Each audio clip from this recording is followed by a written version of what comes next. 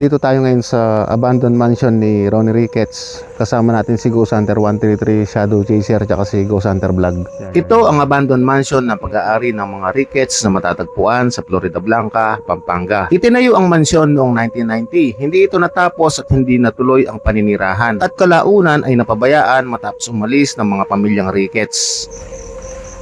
Wow! Lawak. Ano yun? Narinig mo yan?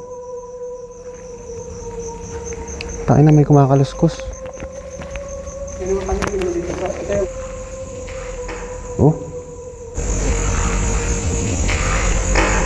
Oh. Pagpasok pa lang namin ay may mga naririnig na kaming kaluskos na nanggagaling mula sa loob. Hindi na lang namin pinansin at nagpatuloy kami sa pag-explore. Nandito pa yung dating swimming pool pero natabunan na ito ng lupa. Ito yung dating swimming pool, guys. Kung makikita nyo, may tulo pa oh. I-explorein muna natin tong buong mansion na to pagkatapos magsasagawa tayo ng paranormal investigation.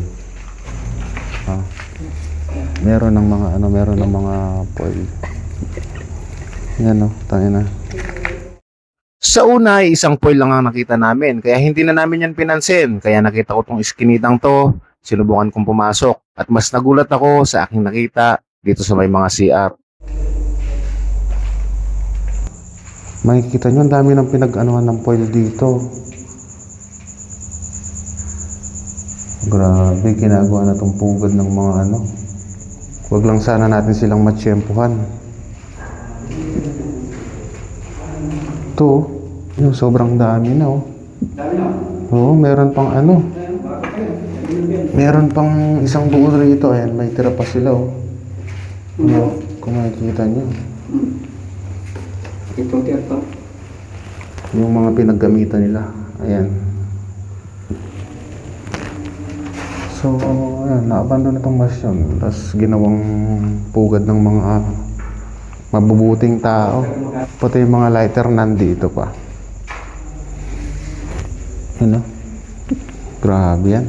Sayang lang tong mansion kasi ginawang pugad ng mga adik. Sana hindi lang namin sila matsyempoan ng ganitong oras. Nakita ko tong hagdanan na to kaya sinubukan kong akitin ang second floor para makita kung ano pa ang mga nasa taas nito.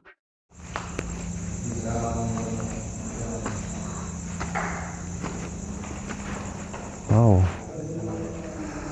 Halos puno na ng vandalism, bro.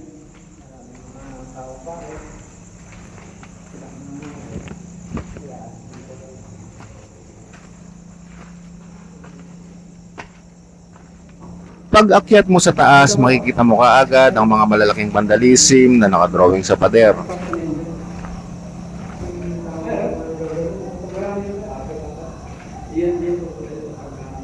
May mga abandonado bang brief oh. Ganun tayo mga foil oh. Hindi tayo pwede rito.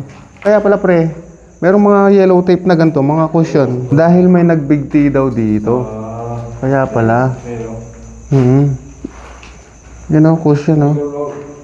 Kahit saan kami parte tumingin, kahit saan kami parte magpunta, marami kaming nakikitang mga foil. Kaya naisip namin na baka hindi kami safe sa lugar na to. Hindi kami natatakot sa mga entities na maaari naming ma-encounter. Pero ang mas nakakatakot ay yung mga gumagamit dito na baka mamaya ay matsyempuhan namin. Para na rin sa aming safety, nakapag-desisyon na kaming umalis sa lugar na to. At hindi na kami naghintay na baka may mangyaring masama isa sa amin bago mahuli ang lahat. Dahil kapag may nangyari, hindi na natin maibabalik. See you in my next video. This is Tam Vibes. Now, let's break the limit. Keep safe always.